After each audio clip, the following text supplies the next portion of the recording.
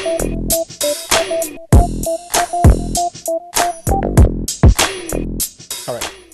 right, everybody, welcome to 24th Lane. We got David Pulley in the house. We're going to talk some real people with David Pulley. Hey, Jordan, you're here. I'm here. Jordan's off on vacation. He's here having fun. We changed the studio up a little bit. Dave's the first one in. So what up, Dave? What's up, guys? How's it going? Yeah. We have Dave. He's a Supercross racer. He doesn't race motocross, but he races Supercross. For all of you who don't know Supercross, it's motorcycle races. Look him up at David Pulley with 2 Y's.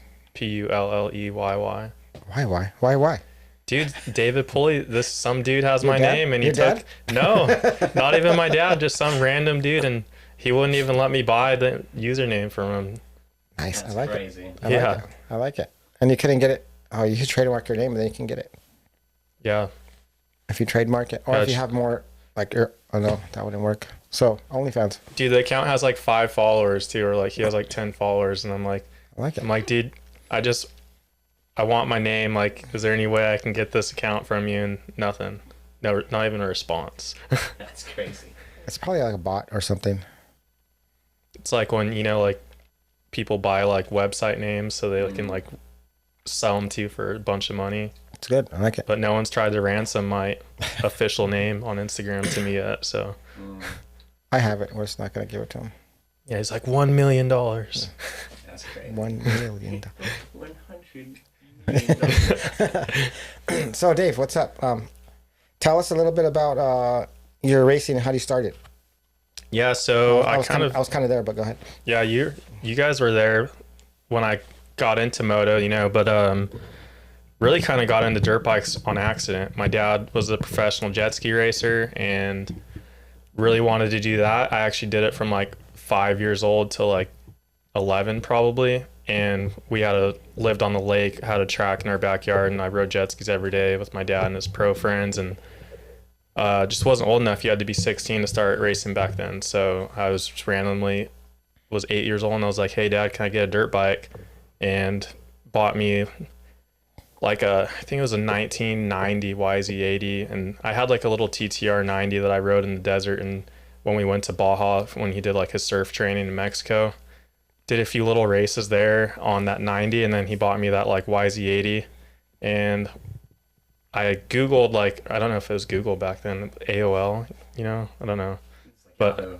Yeah, maybe Yahoo, but he's kind of old like us. I searched like him too. He's old like you. Yeah, I searched online, and it was like the only race I could find was like World Mini Grand Prix, and my dad got me this bike. It was from his buddy. It was like had a cow skin seat cover and cut like this. Whoever rode this kid was a super diehard freestyle fan. But like my dad fixed the bike all up and like made it look like legit again. But this is 2003, and the first race I can find is World Mini Grand Prix. And like, hey dad, can we go do this race? He's like, yeah, sure. Like, it's in Las Vegas. Let's go. And then on the way there, I'm like, hey dad, if I win the race, can I get a new bike? And he's like, yeah, sure. And then like, we have no idea. Like, my dad's got no idea what the motocross scene is. We have no idea that's like a huge amateur national event. And Go ahead. and so when we get there, we pull up and there's like thousands of RVs and stuff like that. Look, hold on, right there, Jordan. What? Your favorite, dude. Come on, stop it. Your favorite? Dude.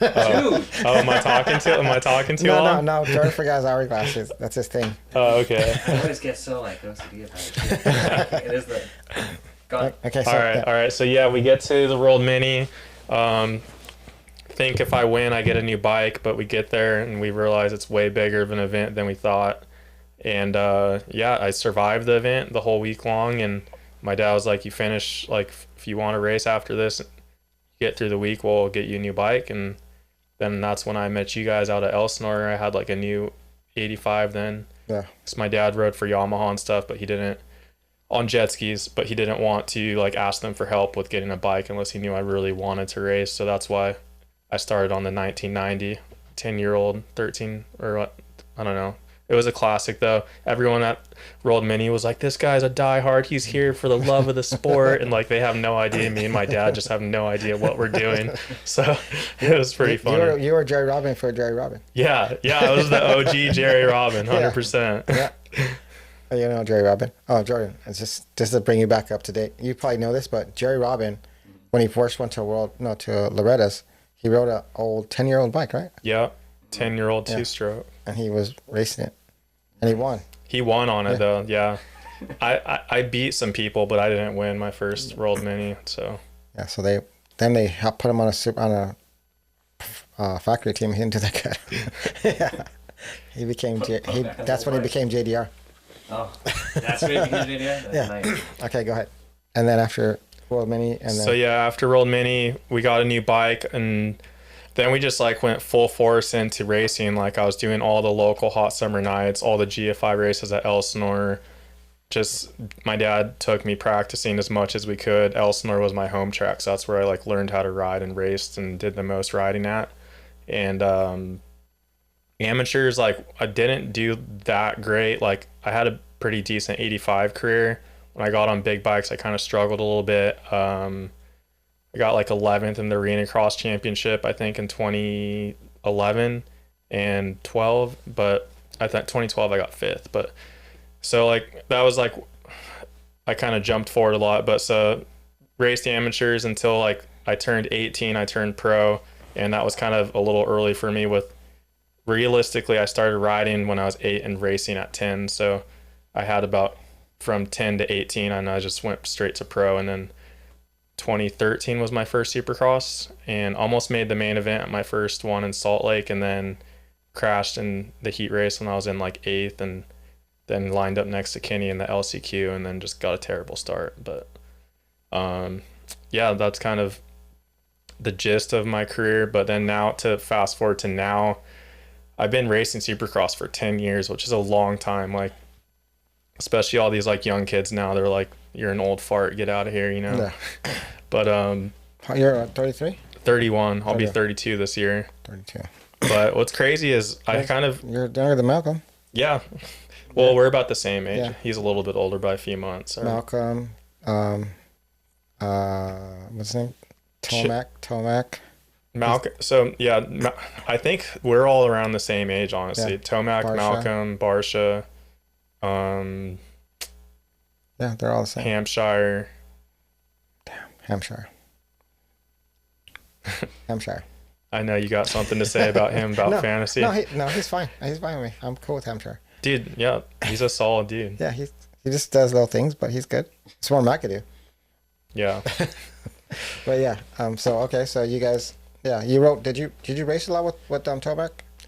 No, so I raced like with I raced Mookie a little bit, but like we were always separate age groups. Cause what about Teets? Who? Teets, Tevin. We raced in. Yeah, we did. I don't know if in amateurs, maybe a little bit in intermediate, but because I think because he was like a year behind Malcolm too, I think. Yeah. So yeah, me and Tevin raced together. But yeah, like at the races, like the top dudes were, especially 85s, like they're the next age group up. I raced them in Super Mini, but it was like Villapoto, the Lessies, you know, there was like Izzy, and there was a lot of guys back then that Izzy, Stroop. Yeah, Stroop, all those guys. Those fast guys, Jordan. We were all teammates on like for Thor when I was racing for Thor in 85s. But yeah, it was like I've had a lot of like 85s. I think I did pretty decent, and then raced Arena Cross on 85s, and that's kind of why I've always loved Supercross, because like jumps and technical stuff has always been like my thing. So I've always kind of leaned towards that, and I haven't really raced. I've done a few outdoors here and there, but next year will actually be the first year that I do a full season of outdoors and a full season of Supercross, so that should be fun. You're gonna become Malcolm. Become Malcolm? Just like Malcolm, just doing the whole season now? Yeah. So you can do Supercross, Nationals, SMX? Yeah, 17 rounds of Supercross, 11 or 12, whatever, rounds of outdoors, and then SMX, do the whole thing. Might as well just go to Europe and do the Paris. Straight to Paris, yeah. Just do them all. Yeah. What? No? Too much? Okay, good. Our time up? Or That's a lot. close? No, that's a lot. That's a lot. That's a lot. That's an hour. Okay. Yeah. Okay. So that's cool. You're and then okay. So now you started out. Your dad was funding everything, and you cost a lot of money. And then Yeah. that's a So lot of money. It's a lot of money, dude. Like, my seriously. first, basically my first year or two pro, my dad helped fund the majority of everything. Like I paid for a lot of it too, but it was between me working for him at the shop and stuff like that. And he, like I said, I'm super thankful for him, and my mom like worked really hard to get me to be able to race and do what I do, you know, so I'm super thankful for them. But basically around, so I was 13 was my first year, 14. So yeah, so like 2015, 16 is when I full on started paying for everything and doing everything all myself. I think I actually traveled with you, and what was that, 15 HRT? Yeah. And I was sleeping in the truck with you, and or like in the hauler of the trailer. And Yeah. He slept in the trailer by himself. No AC. like No. just no heater. full on like trying to It was like old school. string long races on such. It would be old school box van days, but it was better. It was a big rig. Yeah, it was like I was sleep like how we have this setup in here. It was like a nice couch that I was sleeping on in the rig.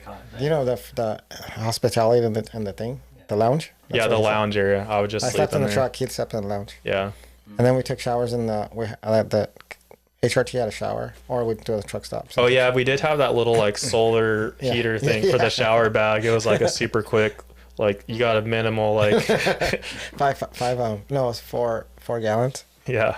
Yeah. 4-gallon showers. Yeah, it's Like real it. quick, dude. Real quick.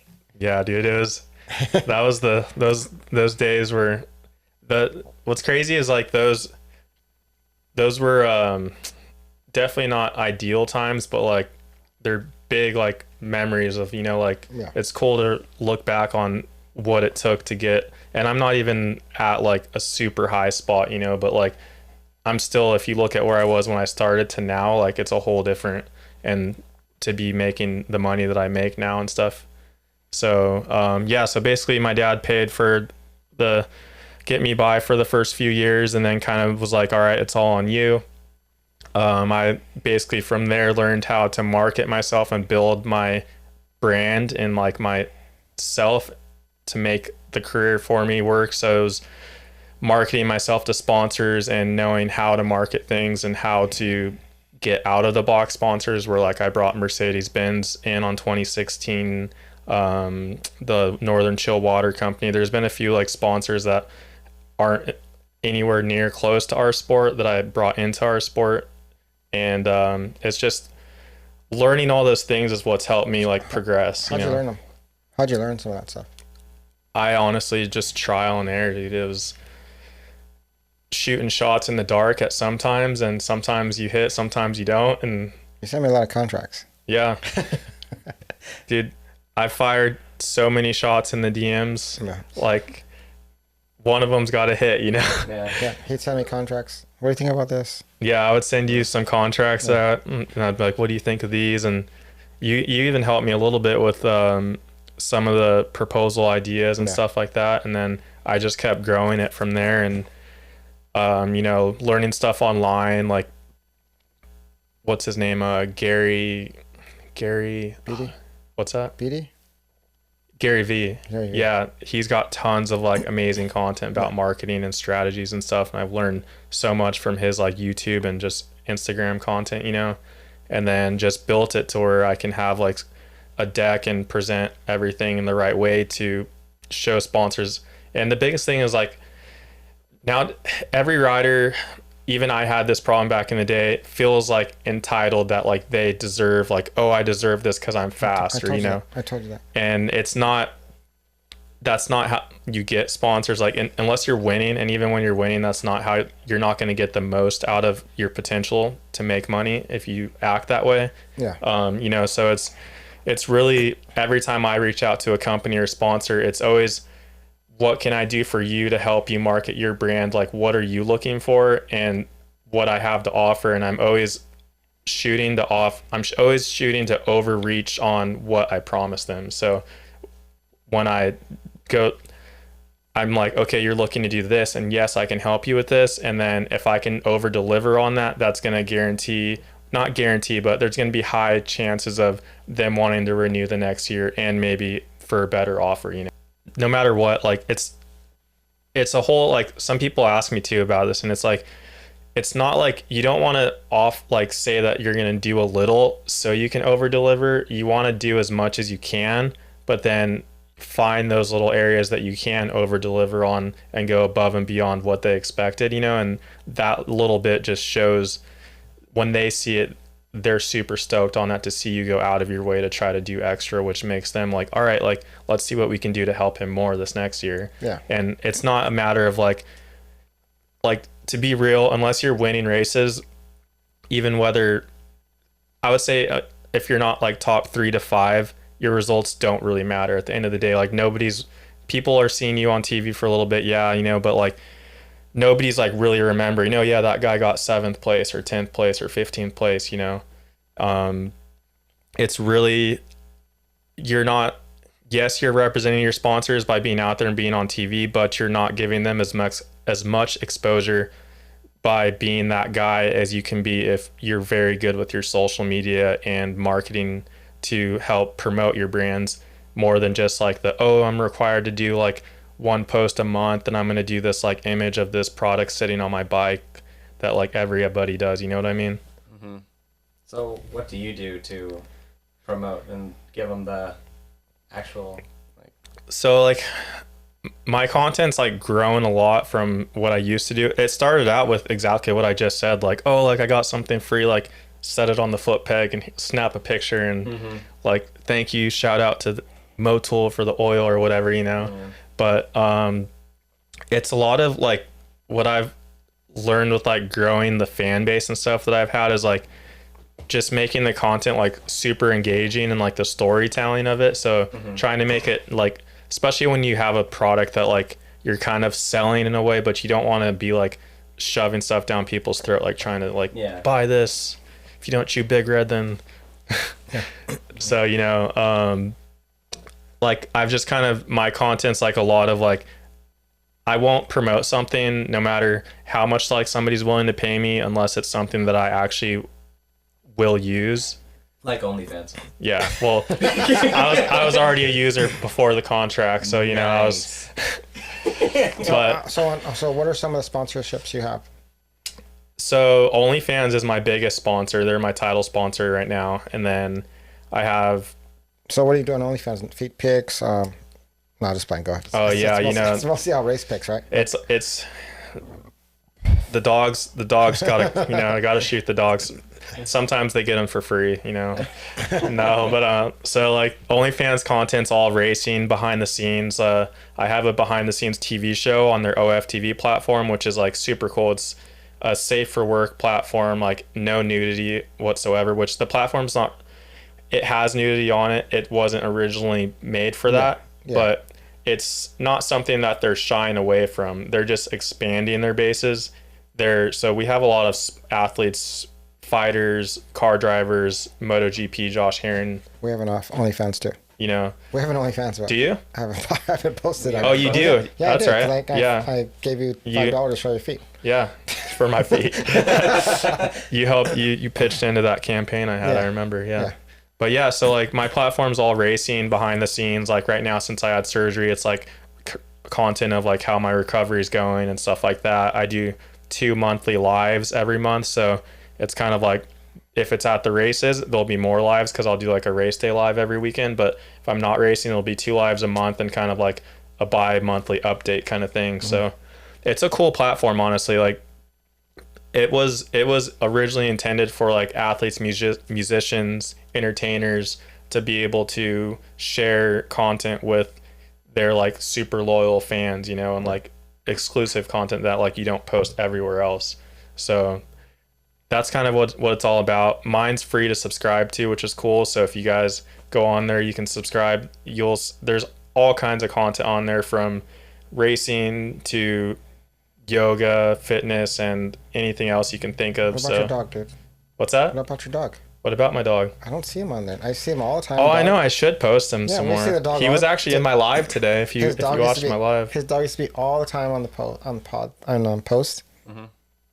Well, he just had bizarre. surgery. Actually, I me know. and him had surgery a week apart. Well, I seen this. He had that. I was trying to buy Jordan one of those. The cone. No, the cone. Yeah, Yeah. the blow up one. No, the cone that went around. He don't Oh, want to wear the it. plastic. Yeah, he want to wear one. Well, so you- I bite mine. That's too much. Yeah.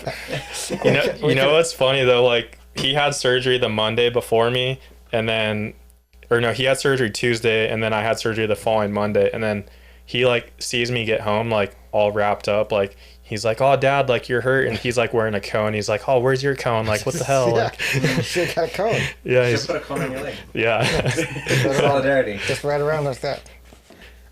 for the people. for the people. Poor puppy. So you take your dog everywhere? Because you used to take him everywhere. Not anymore. Yeah, not so much this year because I flew to all the races. You don't want to carry him? I want to fly with him, honestly. I'm just a little scared on how he's gonna do flying, but maybe next year. He'll be 6 next year, so He'll be a service dog. he technically is a emotional support. He has a certification, so Yeah, you need a lot of support. I do, dude. I'm an emotional mess. What's bad is like I have him for emotional support, and then I've like given him some of my anxiety, so now like he needs emotional support, so it's like It works. It works. I like it. That's my emotional support.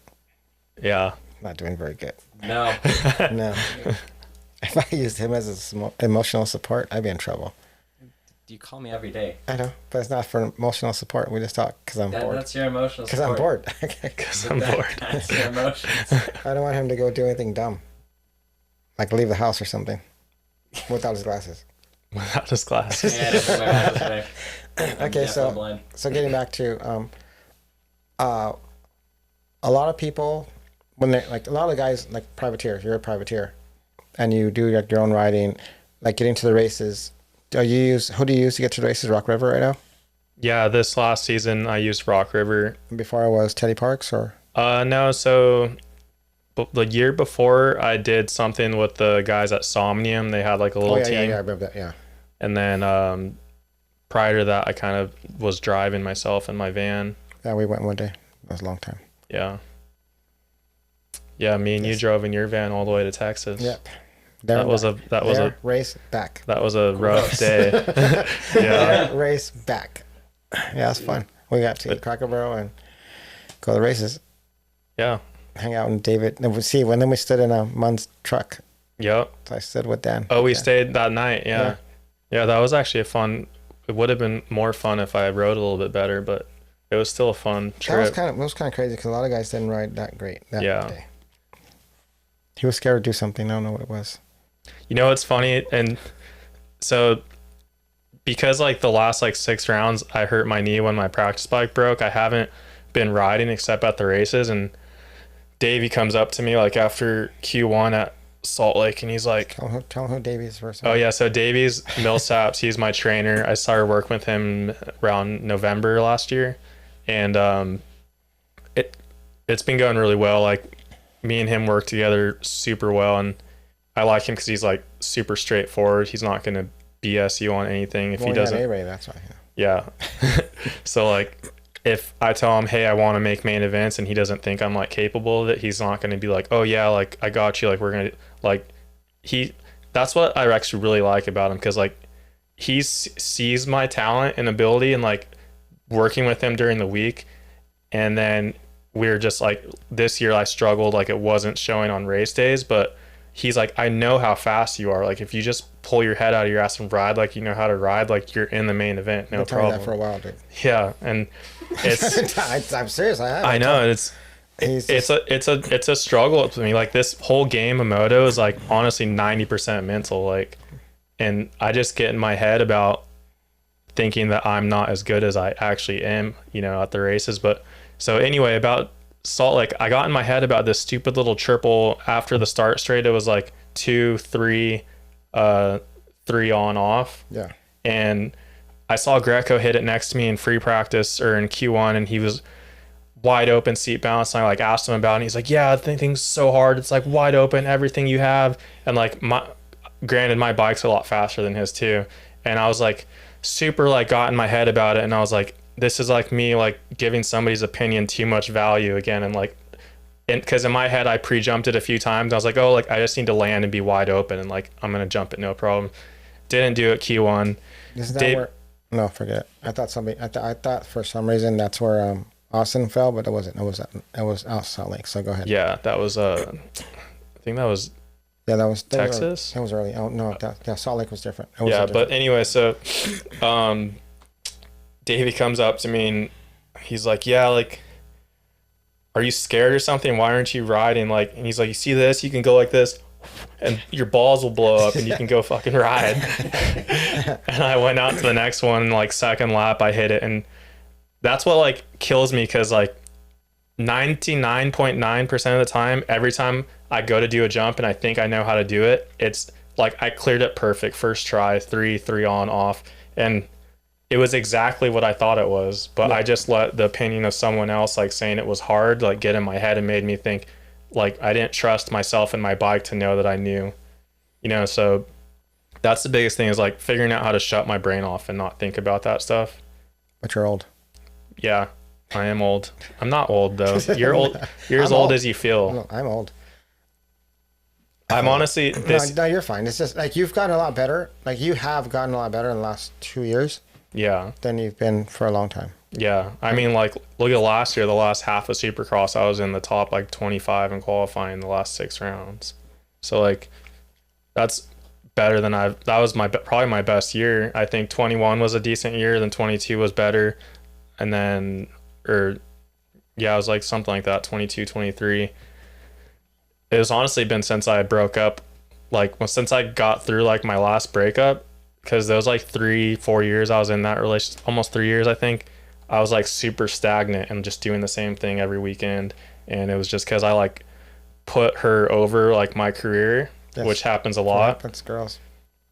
Totally killed me, because like that is like that's what killed my confidence like in a way too, because I had so many races of getting like beat down, of like wanting to do better and then like not, and then like a lot of things I had a lot of things. I worked with like a mental coach the last prior 2 years, and I basically defined myself by my results, because I came from like doing pretty decent in amateurs and then like being expected to do good, and then just like not doing good the first race, and then like from there just like I think part of it, what hurt me was I moved up to 450 right away just because it made more money, and that was harder than if I would have stayed in 250 and worked my way up, you know.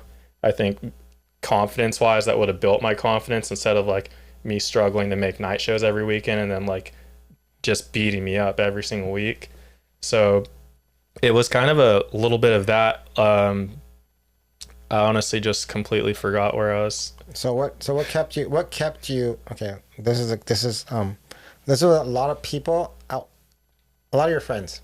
Oh yeah. This friends or friends? No, they're friends. No, okay. They are friends. They are friends. They are friends. We're all, I'm a friend too. Yeah. And there's I know how you are. You tell me how it is no matter what, which is that's the kind of friends I like to have around me. So a lot of guys will help. They'll tell you what you want, but they're still sane, and not just you, but it's friends of other riders too. Yeah.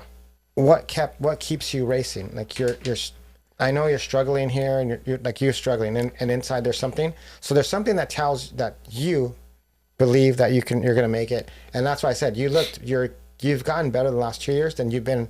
Forever. You've been slow in your turns, especially to show the progress. Like you've been slow in turns, and but if you see now, the only thing that I have a problem with you riding, and I tell you all the time, your fucking slow laps are too fucking slow. I know. You gotta. I know. Like you should put more laps together. Yeah. Or do the whole practice as a moto, and then you can get some laps out of it. So I think that's what I think. But that's something that I'm actually focusing on for next year. The thing was, like, once I got hurt, since I wasn't riding during the week, like Salt Lake, dude, I was 2 laps. I held my breath the whole 2 laps, and then I was just out. Like, it took me 2 slow laps to catch my break. Yeah, because I watch you, and then I watch you stuck in the mud, and no, not just playing. Yeah, stuck in the mud. That was a good one.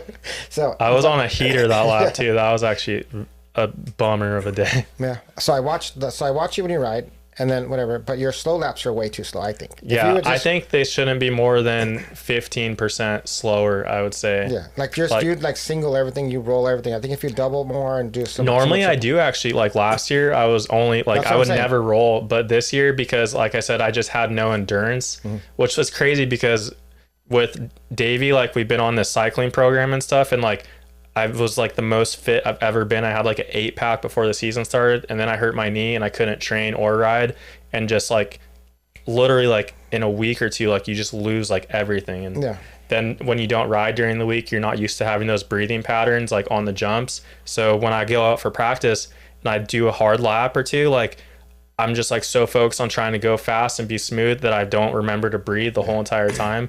And then your muscles don't get oxygen, and then your arms are jelly. Then you get arm pump. Yeah. Well, I never got arm pump actually. No, I did. Just my arms would turn to jelly, and Yeah. I'm like coming into the whoops, and I'm like, dude, I don't even think I'm gonna hold on to this thing. Like, it was bad. But I think sometimes I think you have there's some times when you make a wrong decision. You're not ready. A wrong decision on. Yeah, on some of the decisions that you make when you're riding, like Yeah. you're tired or you're not 100% sure when you're not, like you say your arms are jelly, but you Yeah. still try to hit the whoops. Oh, Or you yeah. still try to do a jump, and then you fall and hurt yourself. And then like that one when you did when it was really muddy, and you try to go on the first lap and try to do it, and then you hurt your ankle, right? Yeah. See, like I think you should have, like everybody else is kind of cruising a little bit more, Yeah. and then wait till the track broke in a little bit and then try to send it on the first Yeah. lap, and then Yeah, it's been like an in between. Like sometimes, like I feel like it's so short. I just need to get out there, get out front, and send it right away. But I think you have more time if you wouldn't roll the laps. Yeah. So that's where you think you don't have enough time, Yeah, because you roll the laps right. and you just roll the whole track. Yeah, But if you would double some stuff, and then instead of doing a 3-minute lap or 2:5, yeah, then you do a 1:40. yeah, And then you only lose half a lap instead of losing 2 full laps. yeah. No, I agree with you. Like that's my part of my like goal for qualifying for next year is I want to have a majority of my laps be fast laps, but Yeah. on a breather lap, I want it to be like no more than 20 seconds off of what my fast lap pace Yeah, is. that's what I'm saying.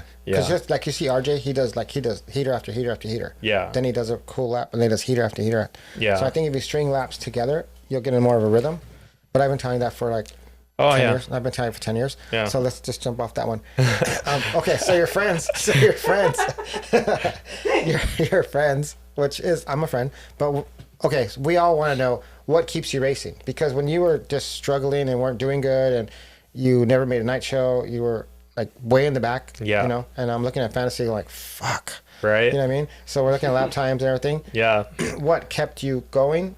What helped? Dude, honestly, back then when I was really struggling, I really don't know what. I guess it's just like my love for riding in the sport, but like it was hard times, like dark days. Like I did not. Yeah, you had no money. I'm so hard on myself, and like, even like the little bit of Instagram keyboard warriors and stuff, like. Even like to this day, like I know I'm a lot better than I was, and I'm getting better. And that's why like I'm not going to quit until I want to quit, you know, because like, yes, I'm older than most, but I'm not the oldest guy out there. And if I'm still continuing to. What's name was out there this year, dude? So stop it. He's what, 45? Exactly. I can go till I'll go till 50. Yeah. No, there's no way I'm going to go till that long, to be honest. But Your body won't let you. the thing is, like, as long as I'm progressing and getting better each season, and this year it might not have shown on paper at the races, but there's other ways of measuring it that I could see that I'm physically better. Just I need to line up my whole program to be ready for this next season, which is why I took. Normally I don't race outdoors, but I was supposed to do the first 3, but that's why I took this whole summer, get my whole body, like my knee fixed. And then as soon as I'm back on the bike, me and Davey are just grinding all the way until A1. And Do you have to go to Havasu, or is he here? No, he comes out here. So Okay. he's here mostly for Juju anyway. So on the off days between is when we work together, but he does my whole program for riding all my ride days and Do everything. you ride with Juju at all? Not right now. During Supercross, he rode mostly at the test track, but Okay. like when I get back riding, I'll ride some outdoors with him and the guys. And then if he rides at like any of the public Supercross, like Joshua Tree or him at whatever, I'll get to ride with him. So, Okay.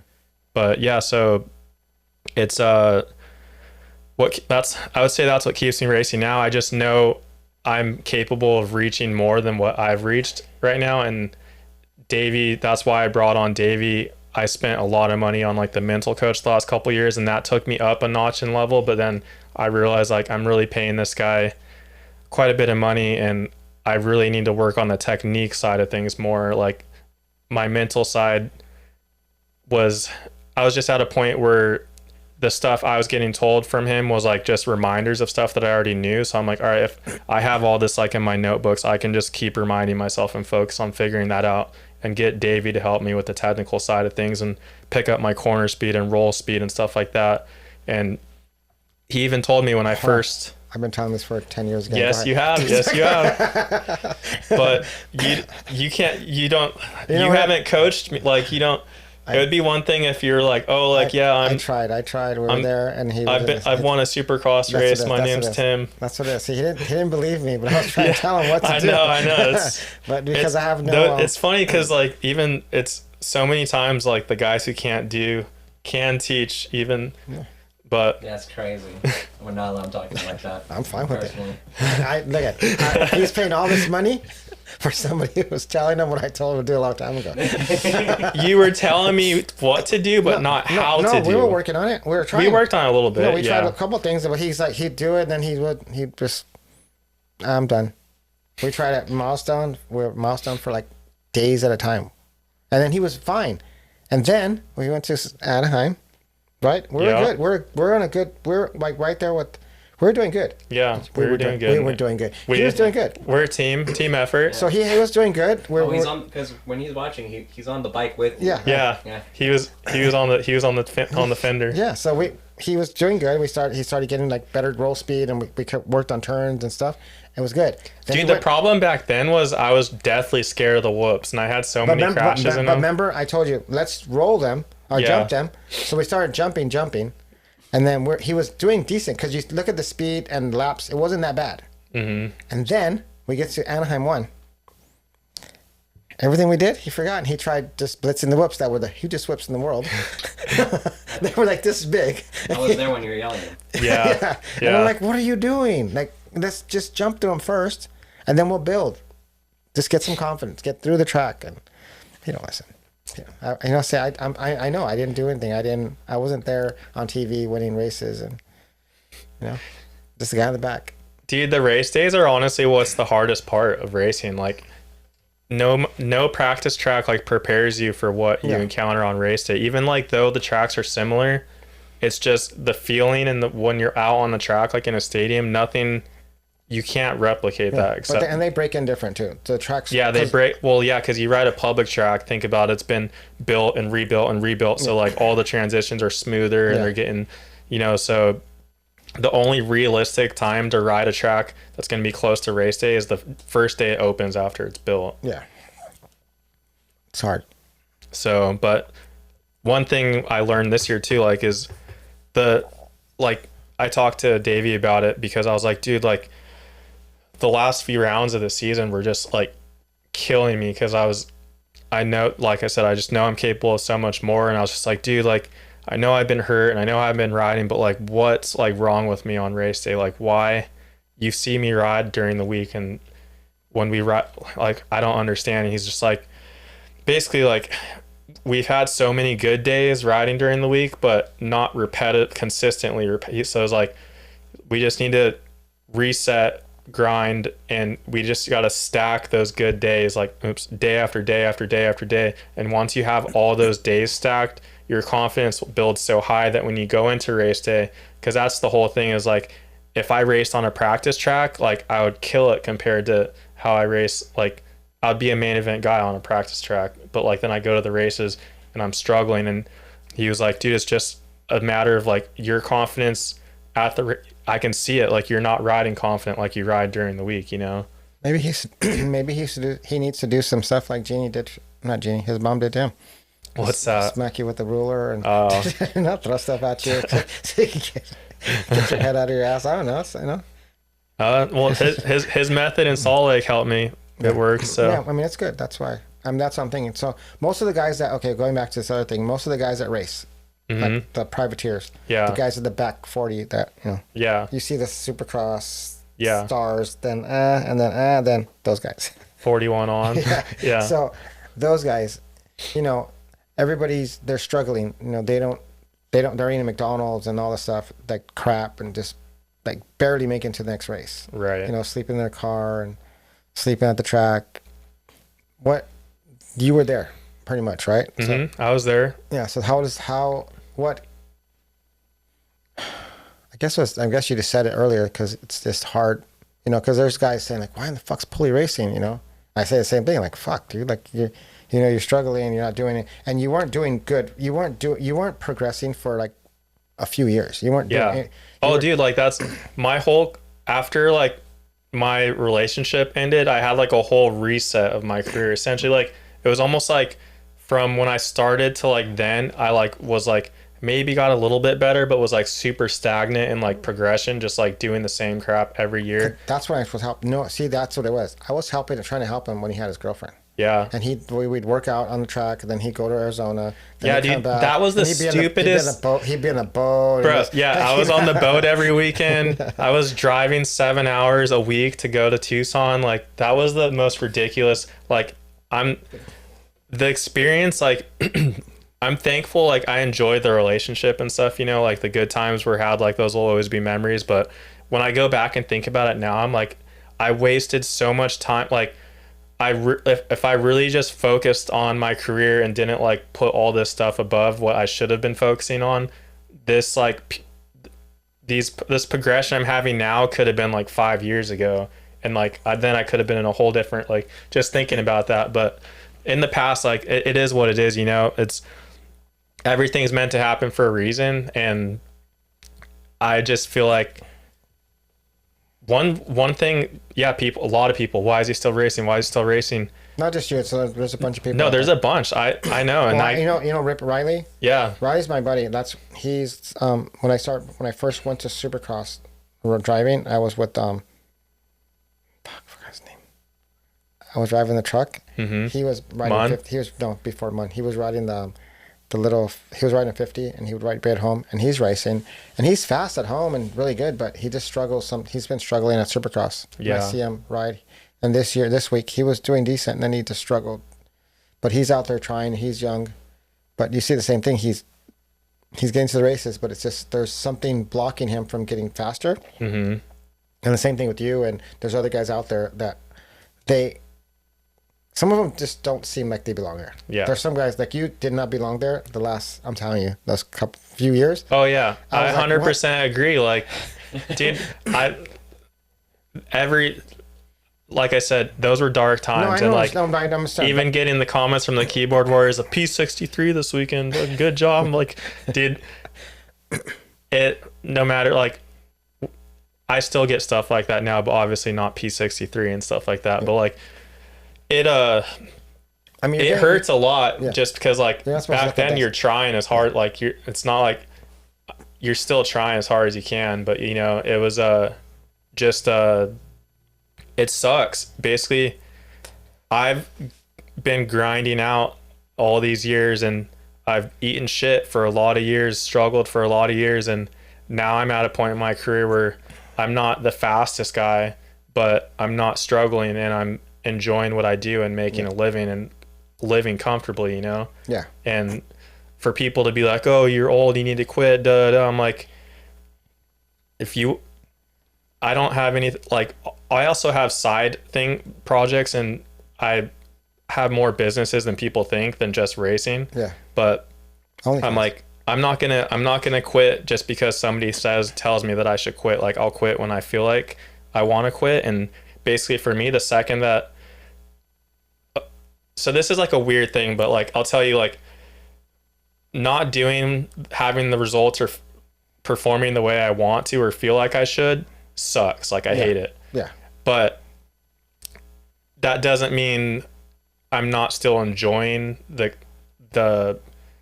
I seen you after race. I don't think you're enjoying it.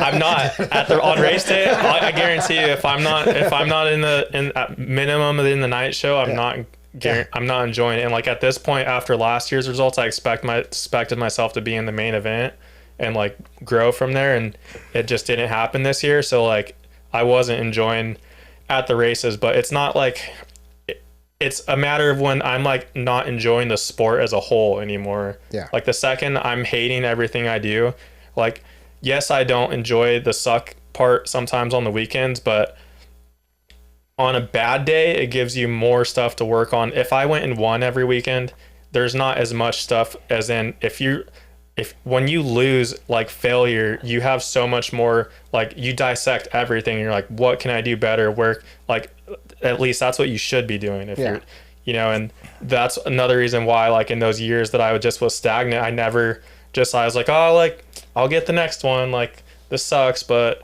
like, I didn't really care. Like, not that I didn't care, but like, I didn't realize like I didn't have that drive to like. You're kind of making excuses though. Oh yeah. I don't make any excuses anymore, but back then, dude, it was always, oh, like the bike, oh, like this guy took me out, like, oh, and now like I absolutely hate when somebody like because it's so common in our sport too. Everyone's like, oh, like I should have been here, but you know, this happened and this dude did this. And at the end of the day, like we're all on the same track and it's all on you. Like even so, like that's like going back to me being super hard on myself. Like I said, anytime I have like a bike failure, anything, I'm my own team. Like I hire everybody, I hire the motor builder, and if something breaks on race day that isn't necessarily 100% my fault, but like I'm still blaming myself because I didn't prepare for this to happen. Like I should have, there's like prerequisite things. I'm like, all right, like this could happen, or like, and whatever it is, I just put the blame on myself because I hold myself responsible for everything I do. And that way, that's why sometimes after like a bad day or something, you won't see me post, or like I've been doing a lot better with posting on like doing the story, like debriefs and stuff, but you're never going to see me post and be like, oh, like we didn't get it this weekend, guys. The bike broke and like third gear was stuck and this guy hit me off the track and I got stuck in the mud. And like, you're not going to see me blame anybody but myself. And that's just like an accountability thing, you know, like when you can bring it down to knowing like no matter what in life, everything is a result of an action that you did. So if your bike broke and you didn't do the top end last week, or you didn't do a cam chain, or you didn't do something that you probably should have done, then it's not your mechanic's fault, it's your fault. Yeah. So it's just, that's like what I'm big on, you know, and that's helped a lot with me being able to kind of like push myself more, because I'm like, all right, like this is on me, like what can I do to be better and to make my program better for the next race or the next year and stuff like that. That's good. You're growing up. Yeah, right? Growing up. You'll get there. Yeah, well, I mean, that's what a lot of people ask. You know, I mean, I know that because I hear a lot of people. I said the same thing. I was there. I was telling you the same thing. Yeah. So, but yeah, I mean, you're doing it, and I like I said, you're doing better. Like I see you do better. Yeah. And I'm yelling at TV. It's cool. Like I'm doing better, but I just still know I'm not near like the potential of what I'm capable of, and that's what keeps me pushing. You know, like it's funny because like if you look at my phone, like the text message to Davi, like after my surgery.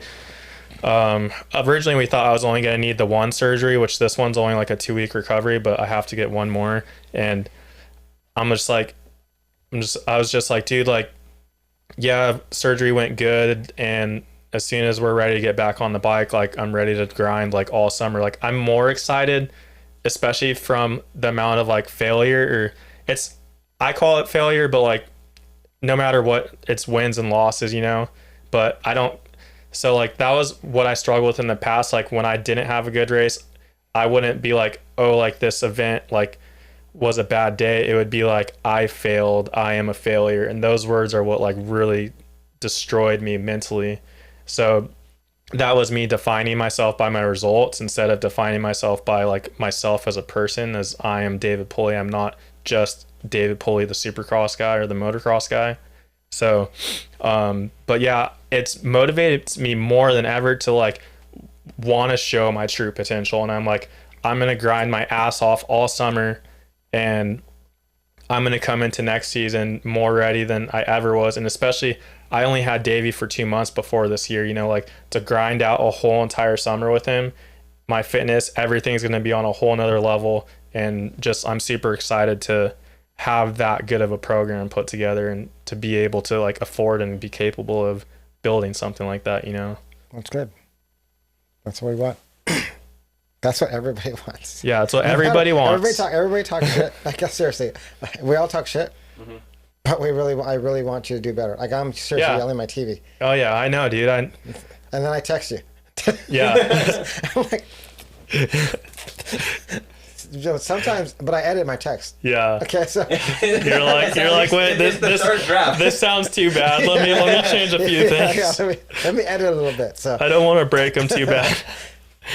But like because I remember last year you were racing and I see some things and I'm like, fuck, if you would just do this. There's this section that you do and like your corner speed and your seat hopping this and drive through this and dude, there's so much stuff that we've like worked on this year that like pushing through faces of jumps and like I was there. Yeah, but you didn't know how to explain it. I did. I had a whole day that I had to study videos of Jet for me to learn how to do this technique that he was doing that keeps you like way lower through jumps and stuff, and like it's just gotten down to like so much more.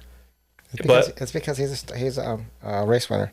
Yeah, he's a champion. It's because he's a champion. I understand. Yeah. I understand. That's why he tells me once you it's become the same as when my dad tried to tell me how to do stuff back in the day, and like once I like 85s, it was like awesome, cool, like thanks dad. And then like by the time I got like intermediate, that's when we started like butting heads, and then like he would just get me trainers because it was like if not we'd be fighting with each other the whole time. My dad would tell me like just go do this, and I'm like, and then I try something that just do this, and I'm like, here you go, try it. Oh dude, my dad hated that. That's what literally like drove him off. That's why he started like got me a trainer, because every time I'd be like, well, you go do it then.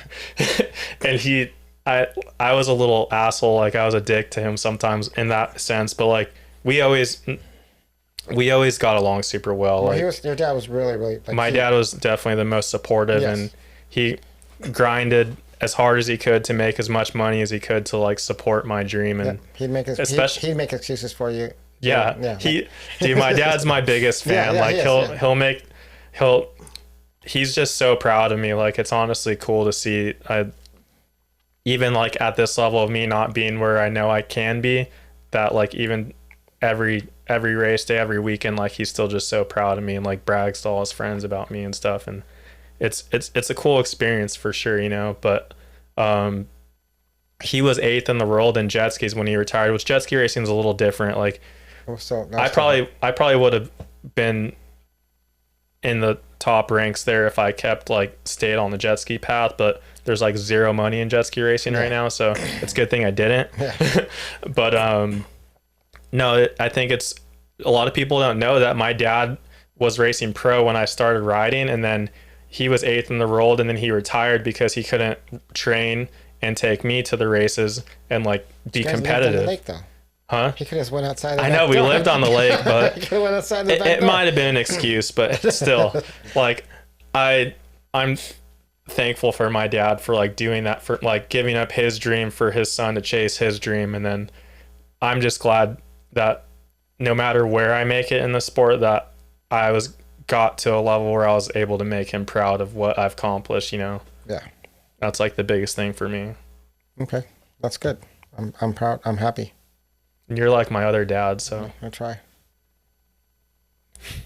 I treat him bad, dude. Sometimes I try. Like what we talk and we work out things. You should have heard our talks all the way to Texas. Oh yeah.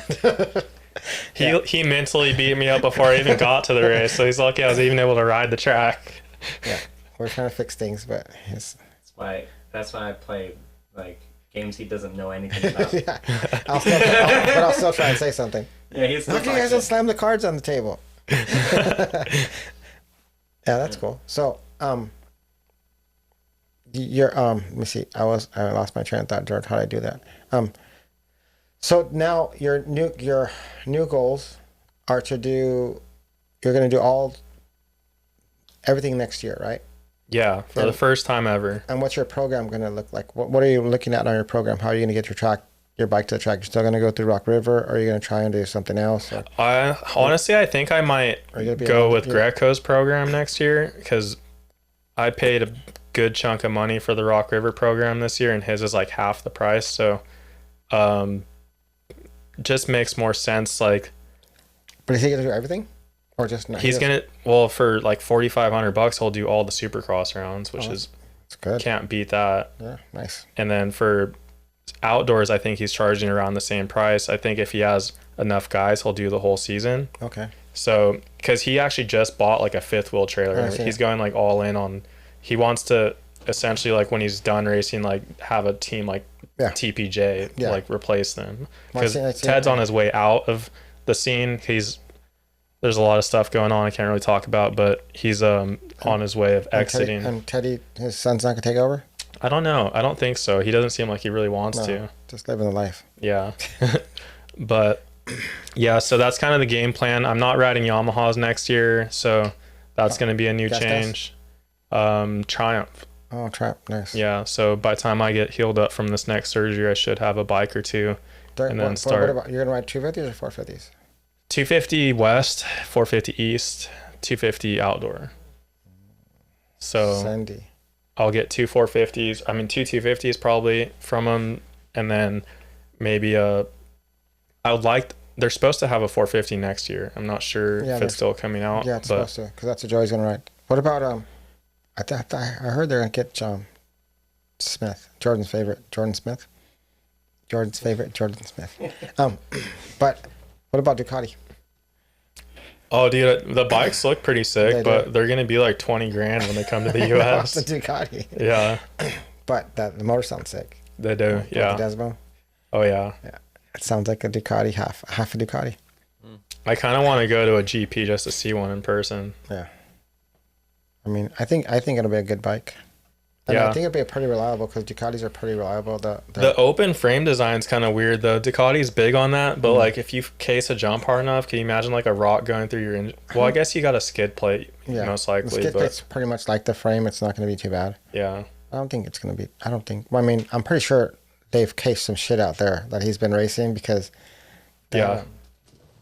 That's true. And the shit that he's riding on is rock hard. Do you see this pictures? Or like, it's like concrete.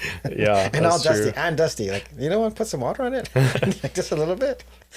Well, it's probably like out here, by the time you put water on it, it's just slick. Like the Supercross track I ride at in Joshua Tree, it's just in the desert. So the dirt's like good in the morning, but after like 11, 12, they'll be like, oh, do you want some water? And I'm like, no, like I'd rather adjust like my throttle control for it being dry and slippery than it being wet and sliding around everywhere, you know. Last thing you want to do is slide your front end off the face of a finish line double or anything. Yeah, I'm over it. Kind of over that. Yeah, I remember your Supercross days. I'm done. Buku Arena Cross, Long Beach. So, let's. So, what else do you have to say? Let's see. What do you want to tell people out there? Oh, so this year I've had a lot of guys, actually privateers, reach out to me about like, how do I get sponsors, and how I do like wanting help with marketing and stuff. And so I'm working on it right now, but I'm building a marketing like an athlete marketing agency. It's not like an agency. Like I have a marketing agency actually, but that's more for like companies and brands. But I'm building a website right now that's like a marketing class for all sports, like between motorsports, ball sports, anybody who's like trying to monetize their profession, you know, and just teaches them how the strategies that I use for approaching companies and how to get sponsors and basically all of that. And it'll be, I'm not sure how long the course is going to be, but it's going to be kind of a monthly subscription based thing, and I'll keep adding to the course. So if you stay subscribed, you get the new stuff, or you can subscribe as long as you want. And, you know, so I have that. And then the other project is called Moto Start Pad, which is going to basically teach people another class. It's going to teach people how to get into the sport. Like, because when I grew up, we knew nothing about the sport. We tried to Google stuff. We had nothing. this is going to be from 0 to like 100 as far as finding your first bike, finding your local track, finding your first race, all the way to moving up in classes and getting to the pro level. So super excited. I'm going to launch both of those over this summer, and those will be, I want to say we're going to like discount them pretty heavily for like the first 50 people or something. So it might be like 50 to $100 a month or something to like subscribe to the course, and you can either do the whole course in a week or month, or do it in as many months as it takes. But that's kind of something I've been working on. And there is some athletes that I have helped a little bit, like Devin Harriman and I think Nick Jones, a few guys that kind of been picking my head about how they can get like more sponsors and stuff like that. But the easiest way I think is going to be for me is to like lay all this out, and it'll kind of almost be like copy and paste for certain stuff. It's just a matter of building your social communities and stuff, to, because the big thing right now is like social is like key to making money essentially. Like even if you have a smaller amount of followers, but you're like technically considered like a micro influencer, but like once you build your followers up to like 10K plus is when you're going to grow the reach and the range of having that leverage to get money from sponsors and stuff like that. So once you learn how to post and storytell and stuff like that, you can literally create like monetary money coming in where it's for the content you're posting. It's not, you're not depending so much upon like you make, like, let's face it, even racing, like you're only making $1,000 for making the night show. So it's not money to live off by any means. No. And even making the main event, it's like what, 2,500 to win, or maybe up to $5,000 now. So when you spend a lot of money, you spend a lot more. The guys that are winning aren't really. The guys that are winning aren't, but you know, like 5th place back, or 15th to 20th, pretty much there. Or yeah, for sure 15th to 20th. So that's kind of what I have going on right now. And want to help out 24 Slayton to get more followers and bigger reach, and this guy get famous or something. Yeah. How are you gonna get famous? What do you want to do? Oh, like this podcast. We can blow the podcast. We need to get the podcast bigger and blow it up, and then we got some other ideas that we're gonna do. You guys got a TikTok? Yes. Are you doing like shorts on YouTube and TikTok? Yeah, but I need to get more followers on TikTok. We're getting more followers on Instagram. Not actually Instagram. Most of our followers come from YouTube. YouTube has probably. Yeah, and then I think our Spotify and our Apple podcast gets the most. Really? Nice. Our Apple podcast, our Spotify, and our YouTube gets the most hits out of everything. Instagram get our shorts from Instagram get a lot of hits, like a lot. But it doesn't do anything for us. Yeah, like it they just watch the short and then we get hate comments. Yeah. I like it though. I like hate comments. They're fun. That's the internet. You gotta love it. They're fun though. Like, you get all the keyboard warriors. No matter. Like the best part is they just read the title. They don't even, or they just watch part of the clip and then they just tune out the rest of it. Yeah. Just to talk shit. Yeah. And I'm good with it. I like it. You're like, did you even watch the whole episode? No, I just like their comment and just let them go on. Yeah, we're good. Oh, dude, I have a whole like fan page basically on Instagram. It's like called David Pulley Glazer account. Nice. And it's like got me like going through like lap times on the iPad like a year or two ago, and it's like my king playing with his iPad.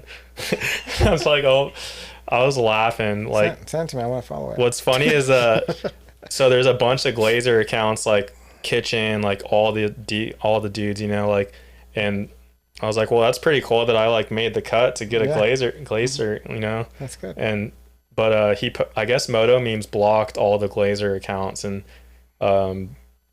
they posted something on their story like, oh, Moto Memes has gotten soft, like he used to be good back in the day or something. Like, Moto Memes is good, dude. Moto Memes is good. He is, dude. He's a good dude. Like people tag me and stuff, like talking crap on there and stuff, and that's actually where I met my Glazer account, because he was like, some Levi Kitchen Glazer like commented to like David Pulley Glazer, and he's like, come support your boy, because I like commented back to some dude that tagged me, and typically I don't comment back, but I was just like, whatever. And then I ended up like plugging my marketing thing in it too. So I was like, oh, it was funny though, because it was like, it went from like a guy like tagging me like to like make fun or whatever, and then to like us having a conversation. And at the end, he's like, oh yeah, like that's a good idea for like when you decide to hang up the boots, you know, like my whole like marketing program deal. We did the same thing. Some guy like hated my comments, and then it like turns into a conversation. I just kept going back and forth. Then he said, "I subscribed. We'll check back now and then." I'm like, "Thanks." Yeah, like, it's so funny. like, I like that work. I don't sometimes. care. Like I'm just, we're just trying our best. We're trying our best to do what we do. Yeah. You know what I mean? And we just have fun. Yeah. And then we have we have you guys come in and you talk about how it goes and what it is. It's most positivity. Right. So it help out somebody so that they can get something from it, Yeah, for sure. Your struggles and what you went through, it'll help out somebody else that's struggling when you went through. That what they're going through. And then all the guys that talk shit, I was one of them. I'm one of them, but I tell him to his face. Okay? Yeah. I'll tell him. Yeah. But it's not talking shit. I'm being real. I'm not gonna tell you, oh fuck, you did a great job, David. Good job, fucking, missing those jumps and not doing this. Not doing it. Oh, the digs, even now. No, I'm just. But that's what. No, that's what I've said. I've said that. You've said that. I'm not gonna lie. Straight up. Yeah. Yeah. So I mean, just we need it. You need. Those are the type of people you need around you. Though. Like. I know he got mad at me. I'm positive he's pissed at me. He didn't want to talk to me no more. But I'm gonna be real. I'm not gonna lie to you. I was like, man, I gotta drive 14 hours home with this dude from Texas right now. Like, because he did something over that Texas we're talking about. It was that. But you know what? I didn't just talk to you. Remember, I did the same thing to W. His name starts. My buddy. He was 874. Oh yeah, Williams. Zach. I told Zach the same thing. Remember, you guys were struggling in that one section. I said, and then he did it. Yeah, he did it, and I did not do it. But I was the same thing. I said, you guys are doing this in this one section. Try this, and then he tried to go for it. It was kind of sketchy. Yeah, because of your turn. Remember I said your corner speed. He's pointing and shooting, and you had to roll, get more roll. I think and you know what I think that's from when I rode the 450 so long. Yeah, I got so lazy in the corners where I just like was like, oh, like I can get it no matter what, like, and that totally hurt my corner speed so bad. I agree, but that's when we talked about it. But yeah, I'm gonna be honest with you. I'm not gonna lie to you. I'm honest with this guy. I'm kind of honest with everybody. I'm gonna tell you, if you don't like it, I'm sorry, but it's truth. I mean, that's what I feel. If you don't like my opinion, then but I'm not gonna lie to you and be like, hey, you're fucking doing great and good fucking job. I know you're not happy with it, so right. You know what I mean? Like serious. He's down. He's pissed off, and I'm not. I don't like just like what the fuck. But I'm just So I'm not. But I'm not gonna come up to him and tell him, hey, you did a fucking great job. Do he knows he didn't do a great job. Yeah. But we're gonna talk about what happened, and maybe he could fix what he did. Right. And that's what he's doing. That's what everybody's doing. There's some guys that on the top that are doing whatever they do. Sexton, like whatever. But he's fucking not winning. Like, dude, he's putting in work. Yeah. Mm-hmm. Everybody's putting in work. Everyone's putting in work regardless. It's just a matter of working. This guy right here. Fuck, dude. I love this guy. I'm so stoked he's racing outdoors this year. But dude, me and him on the bike, dude, to go through a fucking hole. Like, I'm tired, dude. I'm tired when I watch a race with him, dude. Yeah. I love Malcolm, dude. But man, dude, we just like me and Malcolm are because we're on the bike together, the whole moto. Yeah. You're on his back fender. Yes, we're like, come on. Or maybe on the handlebars. Come on, Malcolm, let's do this. Like we're going. You're going. Where was it when he was, dude? I was fucking going crazy in the living room when he was battling. Oh, remember when he got the podium? Mm-hmm. And he was battling with Jet. Yeah, dude. I was on the bike with them, dude. And we were going. Y'all were gone. I was tired. I was out of breath. I got a pump, dude. Yeah, Malcolm. If he could just get it together, because I was Malcolm on his first when he went pro. Yeah, Arma, right? Suzuki City. Yeah. I built his bike. I built fucking Jason Lawrence's bike. Yeah, Jason, I built your bike. You didn't show up. You should get him on the show. Yeah, I could tell him, hey, do you remember that bike, the Suzuki City bike? I built the whole thing. And it sat there, and then I was like, for nothing, Yeah, I remember that day. I was there. I was like, put me in, coach. I'll ride it. Remember we went? You went with me, right? Yeah. To Hangtown. Yeah. Yeah. Well, yeah, and it was one of the Supercross races he didn't show up to too. Yeah, I built that bike too. Yeah. Good job. And I was there, and I was like, "Put me in, coach." That was that Mun? No. What was it that he didn't show? Was it HRT? I think it was HRT. I think so. Yeah. Todd, was that you? Yeah, that's now. Yeah. So all right. So you have more stuff coming. You're gonna be racing. Tell everybody, the 17 people listening, where they can get a hold of you. Oh yeah. So I do have one more thing. Okay. The bike giveaway. So did I mention that I have earlier? another bike giveaway if you want to do it, but go ahead. You have a what? We have another bike giveaway, but go ahead. You're doing one? No, we're gonna do one. Go ahead. So I'm gonna give away my full race bike from last year from Supercross, which is a 2023 250F with a 24 front end. Same thing you did last year. Same thing. That was a couple years ago. That was that Honda. It wasn't last year. Okay. But this bike's fully built to the T. Like, it's got like 20 grand into it, probably, like retail value. Could have bought Ducati. Right?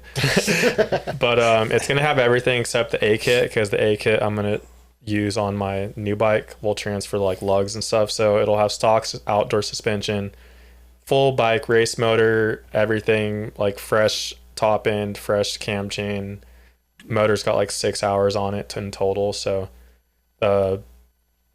basically it's going to be 150 spots. At 100 spots we will do the 7-day countdown for it to end, and then whatever gets there, if it fills up, it fills up. If not, so it's going to be $100 at entry. First place will be the full race bike. Second place will be a custom painted size medium helmet by Tagger Designs. That's a design of his choice that he is just doing off the fly. And then third place will be a signed team, not signed, but a team jacket, OnlyFans DP racing jacket. Yep. Mm-hmm. Signed jersey, signed front number plate from the season. And then everybody who reshares the post about it will be entered in a separate giveaway, which is a waffle. Both of these are waffles, not raffles, waffles. Yeah. So everybody who reshares, reposts on their story, sends me a screenshot or whatever, if their account's private, they get entered in a sub giveaway, and that's for 2 free tickets to the race of their choice, whether it's any Supercross next year or one of the outdoors this year. They'll get 2 free tickets. One winner will be picked for that. So I think it'll be pretty cool. Hopefully it goes pretty quick, and that's gonna pay for one of my new Triumphs. So nice. I like it. But yeah, everyone can find me on Instagram, Twitter, Facebook, and OnlyFans, obviously, at David Pulley with 2 Y's, DavidPulleyy. And if you hit up that dude with the 1 Y and get him to sell me his account, I'll be forever grateful. Jordan. Just fight him. Just fight him. Just fight him, bro. Like, just invite him on. Race him. I'm gonna I'll race you for it. Yeah, like that was the. I'll supply the bike. Look, this we do. Race him for it, or have him play Jordan and Magic. Or Smash. Or Smash. There Smash. You go. Mm-hmm. Yeah, there. Smash Bros. It's fucked up. Okay. All right, everybody. Thanks for listening. 24 Sladen, Jordan, David, Tim. Listen to us on look for us on all our platforms. We're out there. YouTube, Spotify, iHeart, anywhere you get your podcasts. And please remember to hit that bell. And remember to subscribe. And if you hit the bell, you get notifications, and you can, whenever we post, which is usually every Tuesday. Yep. And then you can have more content like David Pulley here. Mm-hmm. Go watch David. He's racing. He's good. Even though everybody says he's not, he's really good. He is. He's good. David's good. He's trying. He's doing his best, and he'll be better. And pretty soon he'll be Night Show Dave. Be back to Night Show Dave. And then he'll be Main Event Dave. That's what we're waiting for. I'm waiting for the Main Event Dave. Main Event Dave's coming. It's coming in hot. MED, dude. MED. MAD. We're coming MAD. All right. Thanks a lot. We're out.